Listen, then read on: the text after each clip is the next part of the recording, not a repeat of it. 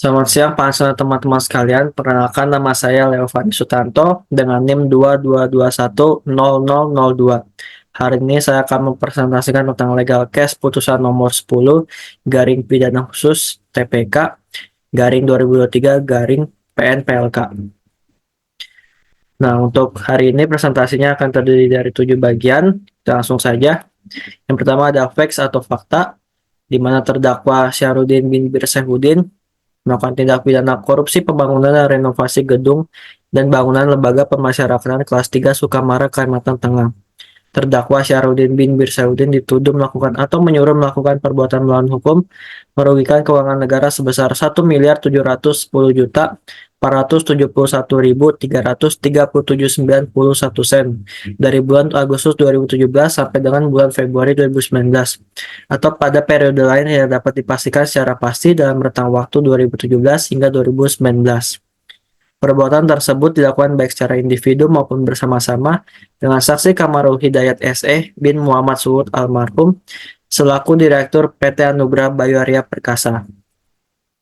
Kemudian terdapat pelaksanaan pembangunan dan renovasi gedung dan bangunan lembaga permasyarakatan kelas 3 Sukamara dilakukan oleh saksi terdakwa Syahrudin bin Birsehudin yang dipercaya oleh saksi Kamarul Hidayat bin Muhammad Suhud selaku Direktur PT Anugrah Bayu Arya Perkasa. Meskipun Syahrudin bin Birsehudin bukan anggota resmi PT Anugrah Bayu Arya Perkasa.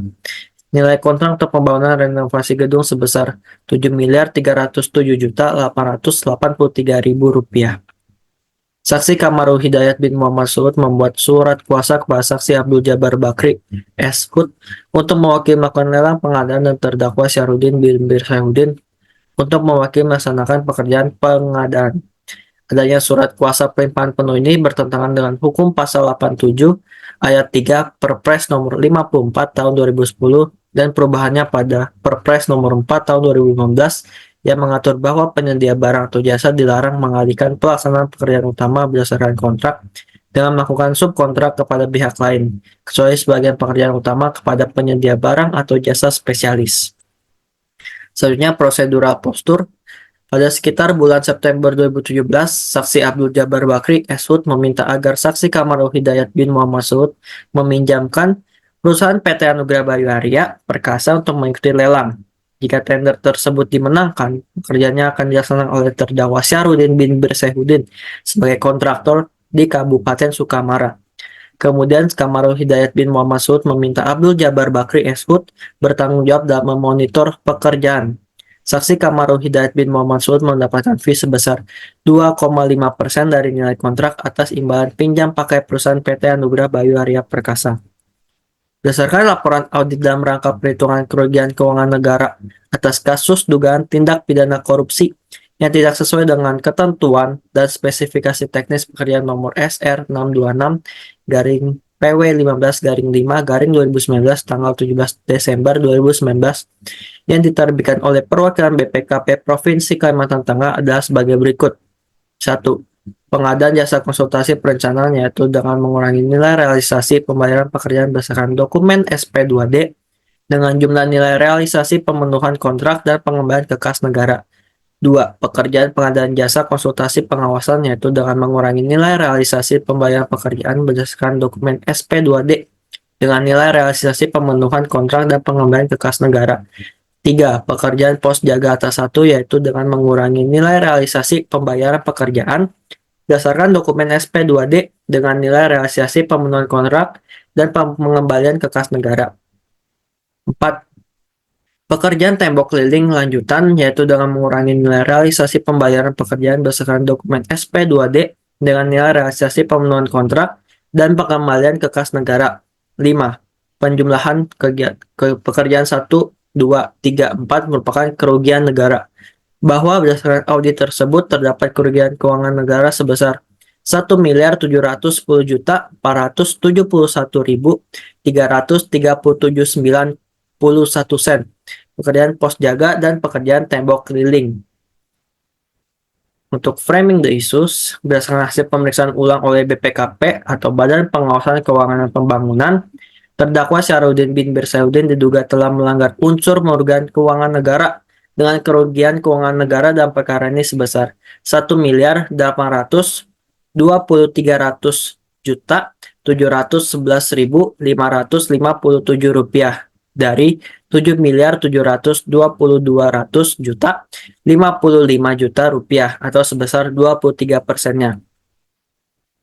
Untuk argumen advance by the parties, tuntutan pidana yang diajukan oleh jaksa penuntut umum yang pertama menyatakan terdakwa Syarudin bin Saifuddin terbukti secara sah dan meyakinkan bersalah melakukan tindak pidana korupsi sebagaimana diatur dan diancam pidana dalam pasal 2 ayat 1 Jo, pasal 18 ayat 1, 2, 3 Undang-Undang RI nomor 31 tahun 1999 tentang pemberantasan tindak pidana korupsi sebagaimana diubah dengan Undang-Undang RI nomor 20 tahun 2001 tentang perubahan atas Undang-Undang RI nomor 31 tahun 1999 tentang pemberantasan tindak pidana korupsi Jo, pasal 55 ayat 1 ke 1 KUHP sebagaimana dalam dakwaan primer penuntut umum. Kedua, menjatuhkan pidana terhadap terdakwa Syarudin bin Saifuddin dengan pidana penjara selama 6 tahun, dikurangi selama terdakwa berada dalam tahanan sementara dengan perintah agar terdakwa tetap ditahan, dan pidana denda sebesar Rp200 juta, yang apabila denda tersebut tidak dibayarkan, maka terdakwa Syarudin bin Saifuddin dijatuhi pidana pengganti denda berupa pidana kurungan selama 3 bulan.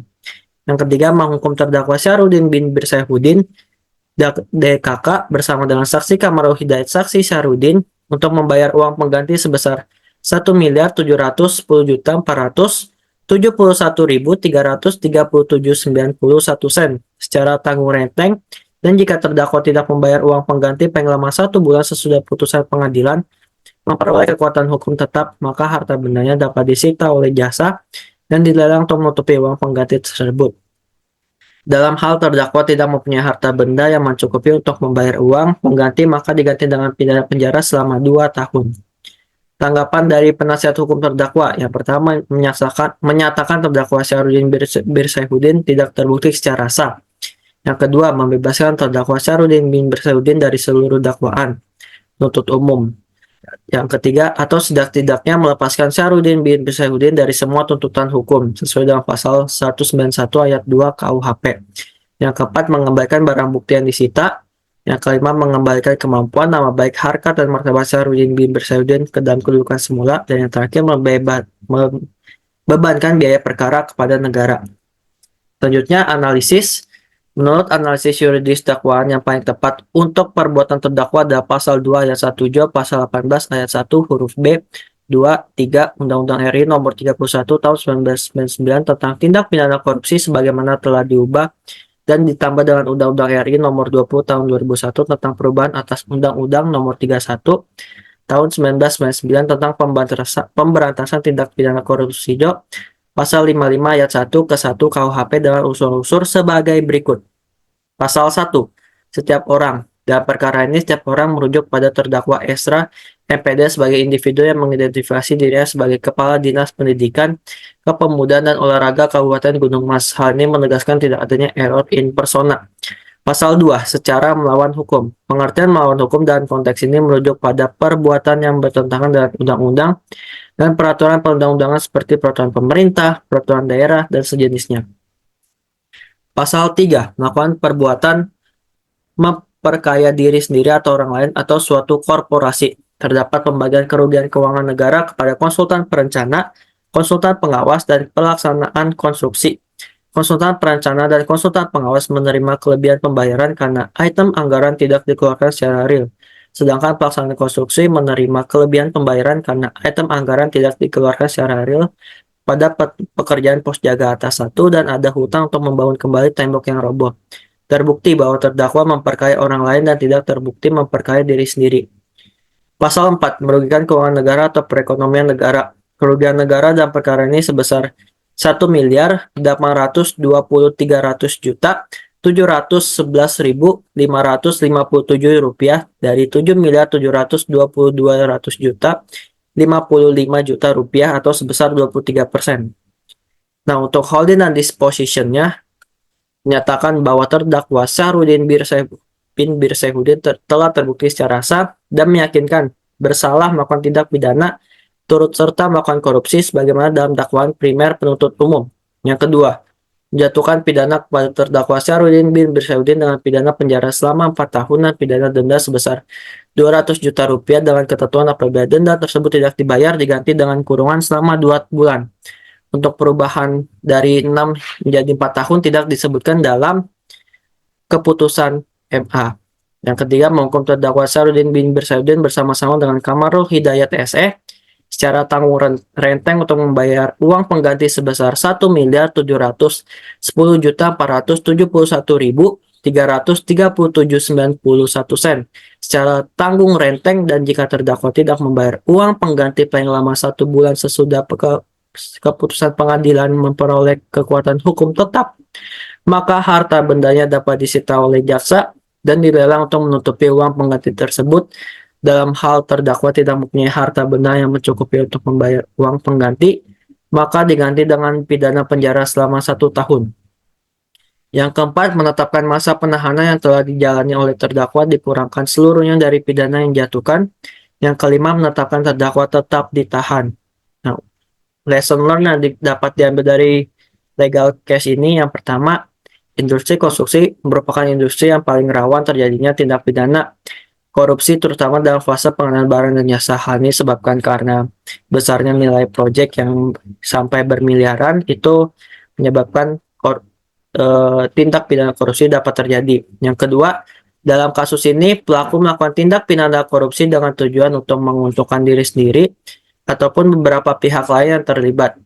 Pelaku yang melakukan tindak pidana korupsi akan diberi sanksi tegas berupa hukuman pidana penjara menurut pasal Undang-Undang RI Nomor 20 Tahun 2001 tentang perubahan atas Undang-Undang Nomor 31 Tahun 1999 tentang pemberantasan tindak pidana korupsi Pasal 55 ayat 1 ke 1 KUHP. Sebagai tambahan, pelaku juga diharuskan untuk membayar kerugian kepada negara. Nah, sekian presentasi legal case dari saya. Terima kasih.